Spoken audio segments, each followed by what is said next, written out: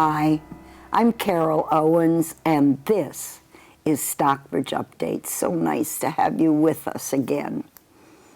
You know, this issue, we have kind of a lead story. It's an interesting thing that's going on in Stockbridge. The property values in Stockbridge have risen so quickly and so high that there's a margin between the cost of development and the property values so wide that it's a profit margin that is enviable. We are ripe for developers to find us and love us and buy into our community. Right now, we have between 30 and 50 large tract lots that are in Chapter 61. Now, you may not have heard of Chapter 61, but Chapter 61 is part of the Commonwealth of Massachusetts tax code. And if you place your private property in Chapter 61, you are promising for a limited time, not forever, but for a limited time, to conserve it as forest land, perhaps as agricultural land.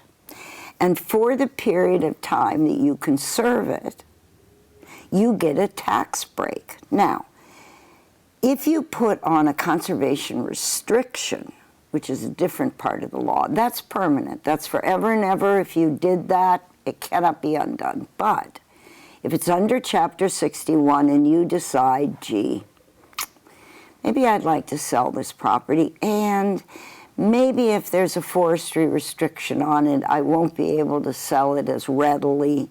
So I'm going to ask permission to take it out of Chapter 61. If you do that, then you owe the back taxes. Whatever tax break you got for each of the years that you received that tax break, you will now pay that back. And the municipality in which the land is will have a right of first refusal to buy it before anyone else in order to continue to preserve it. And that is now happening immediately on a 35-acre tract in Interlaken, but there is a potential for, as I said, 30 to 50 tracts like this. So if we don't want the character of Stockbridge, the look of Stockbridge, the amount of open space in Stockbridge to absolutely disappear, we should have a plan. And a lot about that is in this issue, and we invite you to read it. Now, I have the great pleasure to introduce my guest, Ray Warner. Ray is a noted architect and was for many, many years a proud and celebrated member of AIA, which is the Architectural Institute of America. And he's here to talk to us. Welcome, Ray. Thank you, Carol. It's very lovely to have you. Now, you didn't start out thinking you would be an architect. You had other plans, and then you were lured to architectural school at none other than Harvard University. So tell me about that transition. Well, I started out, Carol, after serving in the Army as a lieutenant in the Tank Corps, and it was a point of time when things were in turmoil. We were in the middle of the Vietnam War. After I came back, I entered the profession of advertising. I had always been interested in art and writing, and I figured that was a natural transition to use those skills. Absolutely, absolutely. Right. So I worked for major advertising agencies in New York. One of them was Young and Rubicam, and during that period of time, I also did a lot of singing. I have always sung, and I ended up joining a light opera company where we rehearsed at night and performed on weekends. And it had, at that point, been 42 years in existence, so it was very well known and very well respected. And one year, they asked me to design the sets for the show. And all of a sudden, I started my art efforts with scenic design. And that led me to decide to leave advertising and go study architecture formally. And I started at Columbia University, got a master's degree in historic preservation, and then moved on to Harvard, which brings me into Massachusetts, a state that I've loved ever since I came here in the 70s. And at Columbia, you had the marvelous, marvelous Avery Library. Yes, absolutely, absolutely. In fact, the Avery Library was influential in many ways because the head of the library was a Piranesi expert, and showed me these beautiful drawings and etchings by Piranesi. And tell us who that is. well, a very famous Italian artist who depicted, who pictured pictures of Rome, Colosseum, bridges, all of these wonderful architectural elements in Rome, and they become collector's items. Yeah. So, And that was a while ago. What century would you say he was doing that? yeah, that was in the 19th century, yes. Right, Yes. exactly. Yes. And in the 19th century, many Americans were doing that. They were going around with sketchbooks and drawing the classical architecture because they were beginning to think, this was 100 years before you went to Harvard, they were beginning to think about American schools of architecture. Architecture, which I consider an art form, was the province of Europe until people like Roach and other architects out of Harvard and MIT went around Europe with their sketchbooks. Correct. Yeah. And I realized that to go to architecture school, I had to show a portfolio. And I've been doing art since I was a teenager, but I really didn't have anything to show as a portfolio.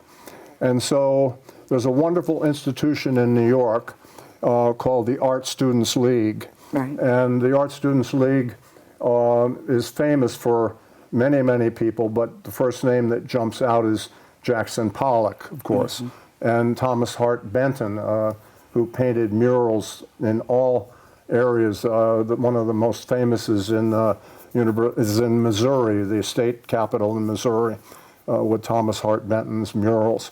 But I went to the Art Students League at night while I was in the advertising business, and I studied under some famous people, and that was the first formal education I had in art, and I kept doing it every time I had an opportunity. That's so interesting.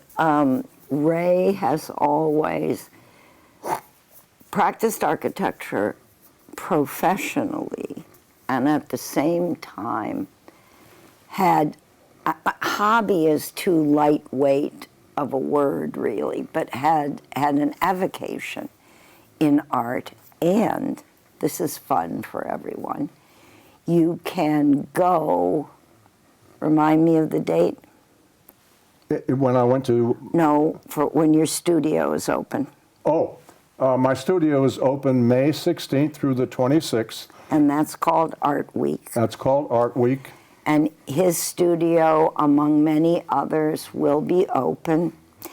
And y'all can participate and visit these things. And if you go to Ray's, we're going to give you a taste of what you will see. So I'm going to let you take over, and we're going to show you the first picture, and our artist is going to do the exciting job of telling you when and why and how this piece of art was created. So Ray, you're on. Well, thank you, Carol. So the first piece that you're seeing here is something that I drew when I was 13. And I never really had any formal instruction in art until I was age 30 and went to the Art Students League. But I always drew and also did a lot of carving.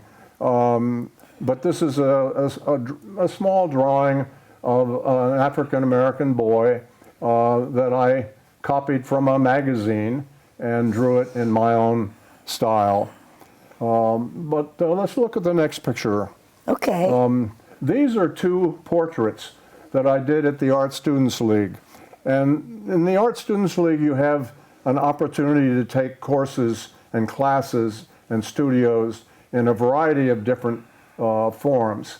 And the human figure and portraits is an important part of your training. So early on, I did quite a few portraits and figured paintings and figure drawings.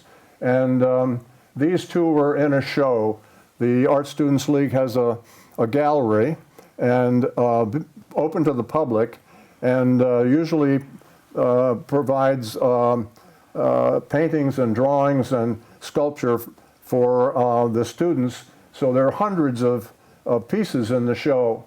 And so happens that they selected my piece, which is the blue dot on the top one, as best in show. Wow. Now, let me ask you, did you work from models? Worked from models, yes. And this model, which you'll see in the next slide, is named Crystal. And Crystal was amazing because her hair was just a major feature. And she had the largest afro that I've ever seen. The interesting thing about Crystal was that she also created websites later on in her career. So this was early, but Crystal was still modeling when I went back to the Art Students League quite a few years later. And Crystal and I became kind of friends. Models at the Art Students League are extremely important to the study of art. And they are worth their weight in gold.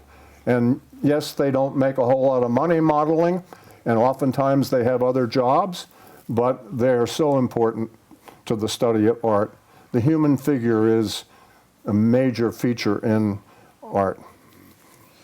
And now what's the, So, I didn't really want to just stay with painting and drawing. I wanted to utilize my hands more in creating sculpture. And there's a studio there located in the basement of the building that you can sculpt in wax.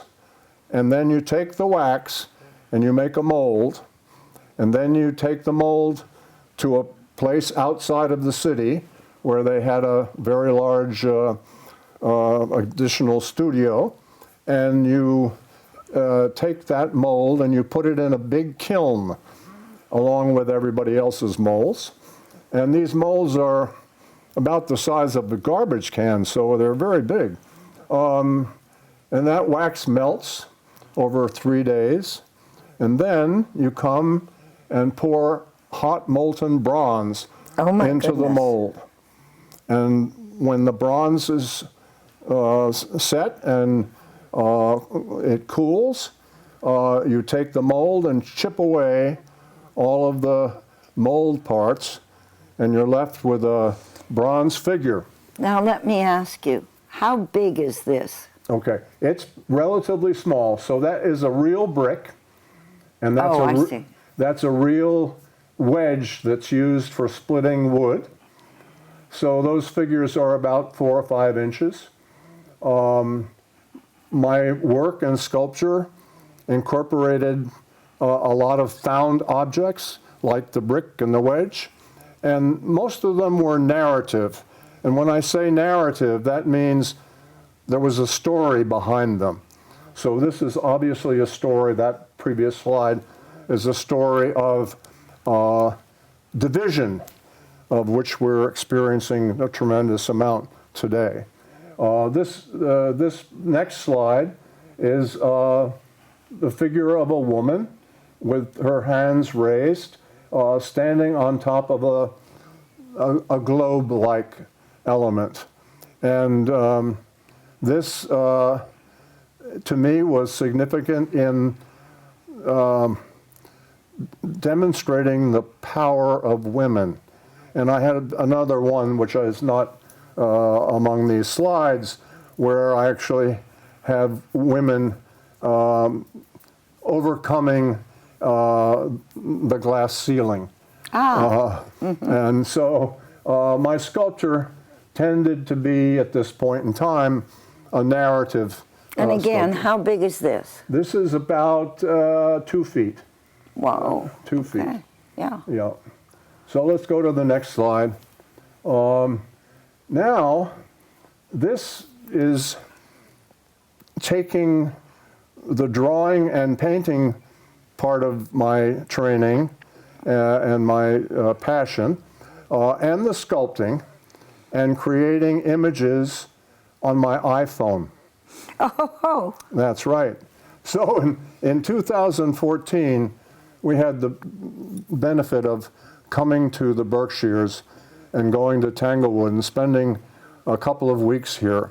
And that was an important part of my life, because I had just read an article by David Hockney, and a famous British painter, and he started drawing on his iPhone, and he wrote an article about it. And so I said, well, I could do that. So I bought the app and put it on my phone, and we came up here to Tanglewood, and I sat on the lawn and I began drawing with my finger on my phone. But I didn't start out drawing a specific image. The image came, just like sculpture, from the marks that I made on the phone in the beginning. So in this case, yes, there's a resemblance to a stand-up stringed instrument. Could be a cello, could be a bass, could be a variety of things. But the image really started by a couple of lines, and those lines then told me what the drawing wanted to be. And you know, Michelangelo made this statement that he looked at a piece of stone and he chipped away all of the unnecessary stone, and then the figure emerged. And that's a little bit like how these were created. And many of them are whimsical, like this one, on a limb. Again, it started with a simple line, and all of a sudden it told me it wanted to be this little anthropomorphic figure on a branch. So let's go to the next one. I tend not to be very political in terms of my art, and I kind of keep my own political interests and things to myself. But after the insurrection, a few days after, I took my sketchbook and I made a series of sketches, about 20 or more sketches, and I had this wonderful desire at the time to follow after Delacroix and make a beautiful, realistic painting of the insurrection. And that's what all these sketches essentially were bound to do. But then I started to have some health issues, and I was not able to really paint like that anymore, and nor sculpt like I did. All right, so this is a painting in what medium? This is a painting in watercolor from my sketchbook. All right. And now are there going to be a couple more paintings? There are all right, so let's paintings. See that. Yes, go on. There's another. Wow. Right. And now that indicates a flag to me in some way. Right. There's an app that you can get to take your work and put it in a real environment, like a room, or like in this case with a small stool. So that's what these are. But I have, again, over 20 of these where I've taken, rather than the large painting that I had hoped to create, I took the sketches from the sketchbook and I combined them with, they're not shown here, but I combined them with headlines from the newspapers following January 7th on 6th. Let's see another one. I'm conscious of the time, sure. And I want to ask you a last question. Oh, now I'm familiar with this. This is in your front yard. This is in my front yard. So again, with the health complications prohibiting me to work like I used to, I decided to create a series of sculptures that could be made with a laser from my drawings. So I give these drawings that I create to a laser cutter, and he cuts them out of any material. And this is a mock-up for a piece called Love is in Your Hands. Oh. And you know that a lot of people make this heart symbol with their hands. Yeah. Well, there's a wonderful young basketball phenom, Caitlin Clark, and I was watching her play basketball, and after the game, she did this to her mother in the stands, and that's what inspired this Isn't that piece. lovely? Yeah. Isn't that lovely? Yeah. So, all right, let's look at one more, and then I have a closing question for you. So let's look at another one. Oh, I like that so much. These sculptures are titled Hearts and Souls. This whole series is Hearts and Souls. They all involve a heart in some way, usually in the head form. They're all anthropomorphic in that they resemble human form. Oh, these are lovely. But I have 60 or more, and they can be made at any size. So, Carol, I don't know whether there's a slide that shows, I think the last slide that shows. Can we go to the last slide? There you go. See this? Yes. Yeah, well, this is, see my neck? Look at my neck right here. Oh, so you see? both have the same one. Yeah, so you can take that piece that I made in large scale and make it any size. Isn't that lovely?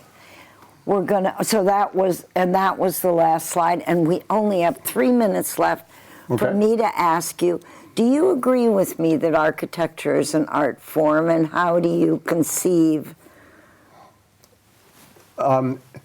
It certainly used to be an art form.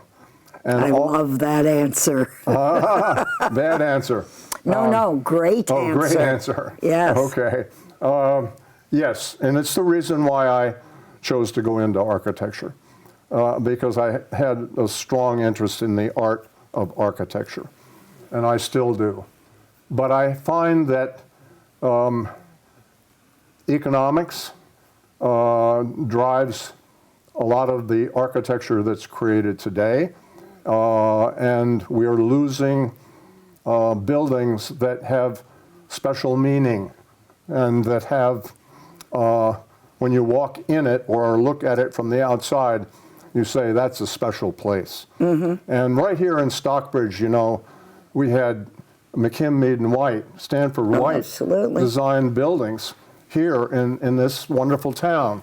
And we're about to get a new high school in this town, and I hope that it provides the inspiration that most architects try to create in their work. Absolutely. What an important observation. And I too hope that the function of a school to educate and to enlighten is reflected in the building form. We can end where we started, as architecture, building, developing become more a function of economics, and as Stockbridge grows exponentially in land value and value of houses, we will be under great pressure from those who want to buy our land and develop it and profit from it. And there's nothing wrong with that, but we must be the gatekeepers of how many houses, how many developers, how often our town is being developed, and we must be the gatekeepers of open space. Thank you.